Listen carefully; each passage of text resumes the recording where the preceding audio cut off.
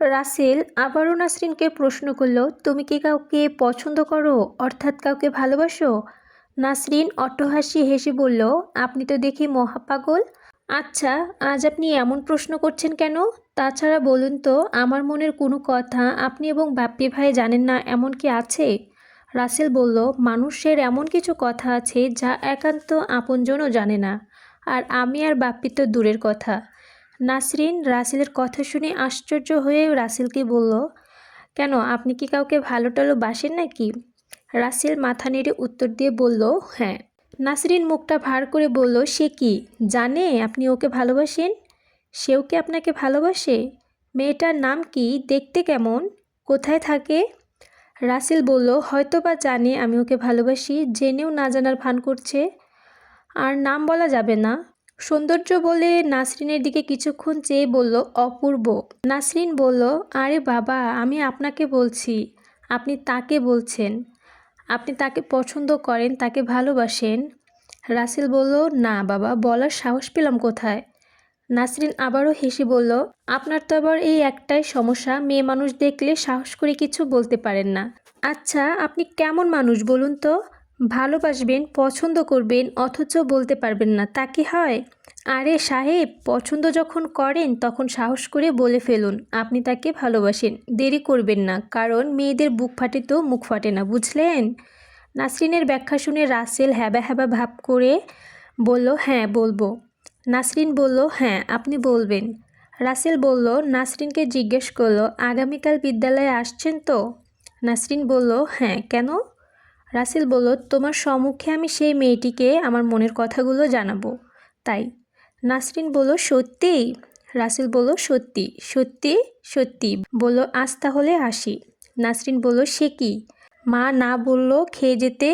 রাসেল বলল, আজ না, অন্য একদিন এসে খেয়ে চলে যাব। বাসায় এসে রাসেলের আর ভালো লাগতেছে না, পড়তে মন চাচ্ছে না, মন চাচ্ছে আবারও নাসরিনের কাছে ছুটে যেতে। কি করার, মন চাইলেই তো আর যেতে পারে না। তাই এমনিতেই বই খুলে বসে আছে পড়ার টেবিলে। রাসেল নাসরিনকে নিয়ে যত ভাবতেছে ততই তার প্রতি দুর্বল হয়ে পড়তেছে। রাসেলের নাসরিনের কথার উপর বিশ্বাস রেখে ভাবছে, আমি কি আগামীকাল ওকে বলবো তোমাকে ছাড়া আমার ভালো লাগে না? বারবার ইচ্ছে করে তোমাকে দেখতে, সারাক্ষণ তোমার পাশাপাশি বসে তোমার ওই কোমল হাতের উপর হাত রেখে কথা বলতে। ইচ্ছে করে তোমাকে নিয়ে অজানা কোথাও হারিয়ে যেতে। আরও ভাবছে, আমি কি ওকে বলবো আমি তোমাকে ভালোবাসি?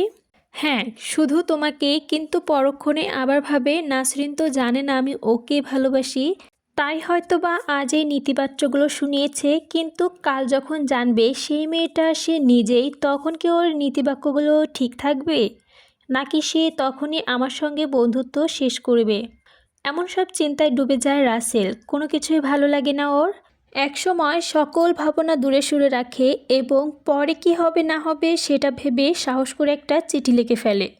পরের দিন বিদ্যালয়ে ছুটির পর বাসায় ফেরার পথে রাসেল নাসরিনকে বলল, তুমি গতকাল বলেছিলে না সাহস করে মেয়েটিকে আমার মনের কথা বলবে, কিন্তু বলতে পারিনি। নাসরিন বলল, তাহলে? রাসেল বলল, চিঠি লিখে এনেছিলাম। নাসরিন বলল, দিয়েছেন? রাসেল বলল, না। নাসরিন বলল, কেন দেননি? রাসেল বলল, কেন আবার, গতকাল না তোমাকে বললাম তোমার সামনেই আমি তাকে মনের কথাগুলো বলবো। নাসরিন বলল, বেশ তো, ডাকুন তাকে, দিয়ে দিন আপনার চিঠি, বলে ফেলুন আপনার মনের কথা। রাসেল বলল, তাকে আর ডাকতে হবে না, সে আমার সঙ্গেই আছে। রাসেলের কথা শুনে নাসরিন চারদিকে খুঁজতেছে আর বলতেছে, কই, আমাদের মাঝখানে তো কেউ নেই। তখনই রাসেল প্যান্টের পকেট থেকে নাসরিনের হাতে চিঠিটা ধরিয়ে দেয়। নাসরিন থমকে দাঁড়িয়ে বলল, এর মানে? রাসেল বলল, মানেটা অত্যন্ত সহজ ম্যাডাম। আমার হৃদয়ের ফুলদানিতে যে সুন্দর ফুলটি আমি সাজিয়ে রেখেছি, সেই অপূর্ব ফুলটি হলে তুমি। নাসরিন কোনো কথা না বলে চিঠিটা বইয়ের ভিতর ঢুকিয়ে বাড়িতে চলে যায় এবং রাতে পড়তে বসে বই। সেই থেকে চিঠিটা বের করে পড়তে থাকে। প্রিয়তমা, পত্রের শুরুতেই রইল, আমার এই অবুঝ হৃদয়ের মাঝে তোমাকে নিয়ে তিল তিল করে গড়ে তোলা বিশাল প্রেমের তাজমহল, চারিপাশে নিজ হাতে গড়া গোলাপ বাগানের ফুল ওঠা হাজারো গোলাপ ফুলের শুভেচ্ছা। নাসরিন, আমি জানি তুমি আমাকে প্রিয়তম বলার অধিকার দিবে কিনা, তবুও আমি তোমাকে আমার প্রেমের প্রথম চিঠিটা তোমার সম্মতি ছাড়াই তোমাকে প্রিয়তমা বলে সম্বোধন করলাম। নাসরিন, সেদিন বৈশাখে ওই পড়ন্ত বিকেলে তোমার কণ্ঠে মধুর গান এবং বিগত কয়েক মাসে তোমার আচার ব্যবহার আমাকে মুগ্ধ করে তুলেছে। আমি তোমাকে সেদিন থেকেই ভালোবাসতে শুরু করেছি, কিন্তু বলিনি, কারণ আমি ছিলাম এই গ্রাম তথা তোমাদের বিদ্যালয়ে নতুন। তাই তুমি যদি জানো একজন অজানা অচেনা ছেলে তোমাকে ভালোবাসে, আর তা জেনে যদি তুমি বলে বসো আমি তোমাকে পছন্দ করি না, সেই ভয়ে বাপির সাহায্যে আমি তোমার সঙ্গে বন্ধুত্ব করি। নাসরিন, আমি ভেবেছিলাম আমি এককভাবে তোমাকে ভালোবেসে যাব। তোমাকে না পাই তাতে দুঃখ থাকবে না, কারণ অত্যন্ত আমার এই অবুঝ মনটাকে এতটুকু সান্ত্বনা দিতে পারবো যে আমি তোমাকে আমার মনের কথাগুলো খুলে বলতে পারিনি বলে হয়তোবা সেও আমাকে ভালোবাসতো, কিন্তু আজ তোমার কথা শুনে বুঝতে পারলাম মনের কথাগুলো মনের মধ্যে পুষে না রেখে বলা দরকার। হয়তোবা তোমার কথাটাই ঠিক, তাই তোমার কথাগুলো বিশ্বাস করে আমার বাঁধনহারা শাসন বারণ সব কথাগুলো খুলে তোমাকে বললাম। জানি না তুমি এর কতখানি মূল্য দিবে।